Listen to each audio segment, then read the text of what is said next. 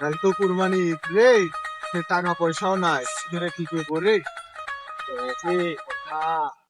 Enjoy টিজয় করে রে।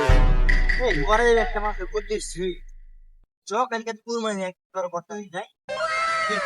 কথা দেখ খারাপ বলে।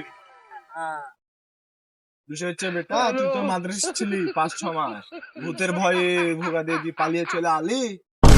তুই কুরবানির দোয়াটা শিখেছিলি? হ্যাঁ পারবো পারবো কবে তুই খালি জবাই করে দিলি। জবাই তো করবো বলছিস, টাকা কত টাকা কিনলি গরু বাচ্চা করে? গরু নেবো 1000 আর ছাগল নেবো 500। তাইলে মামা সুট কত করে? এই শালা খালি বেশি বলে বাংলাদেশে কেউ উঠবে না। বাংলাদেশে উট যদি দেয় তো জবাই তো করতে পারবো না আমরা। 500 আর 1000 হবে নি রে। তাইলে গোস্ত চুরি করলো ভালো হবে। ধ্যাৎ, ওটা ঈদের দিন গোষ্ঠ চুরি করবো, লক কেড়ে মেরে দেবো।